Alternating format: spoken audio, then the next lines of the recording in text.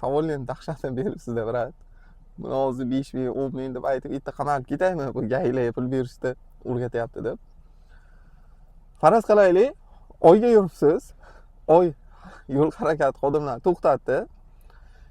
Masalan, hujjatingizga problema olib yozyaptimi, unga umuman pul bermay, pul berishni ham aytib o'tdim. Agar o'sha vaqtda siz pul beraman desangiz, yozayotganiga to'g'ri ushlab berasizda. Nechta o'zbeklarni bilaman, bechoralar qamalib ketdi, kimlardir deport bo'lib ketdi, ana shu pul berib.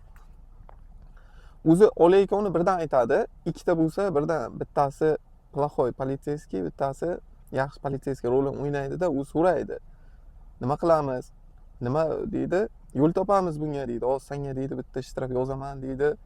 Oydan deport bo'lib ketasan deb boshlaydi. Osmondan keladi. Bittasi aytadi, "Qo'y" deydi, menga deydi, "Yordam qilaylik" deydi. Shu vaqtda o'zingizni yo'qotib qo'ymangda, birdan ayting.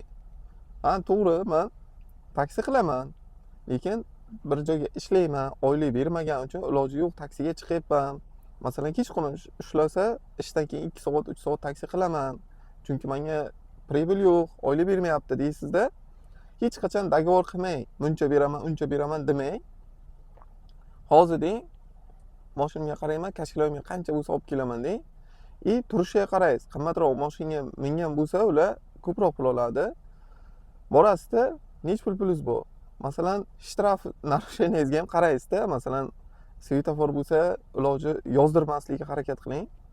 2 ming, 1,5 ming olasizda, kashkiloy tiqasizda, mana shuncha pulim bor ekan, boshqa yo'q deysiz, bori shu deysiz. Agar ular bilan birinchi dogovor qilsangiz, yo'q deydi, buncha deydi. Oyga yurgan deydi, tanishlaringga ayt deydi, kartangga tashasin deydi, borasan deydi, yana joydan deydi, Sberbank bor deydi. Ashyoqdan chiqarib kelasan-da berasan deydi. Shu uchun hech qachon dogovor qilmang. Qancha pulim bo'lsa, shuni beraman, qo'yib o'ting, bo'ldi. Aytasiz, mana bori shu deysiz, bo'ldi, pulingizni oladi, bo'ldi, ketaver deydi.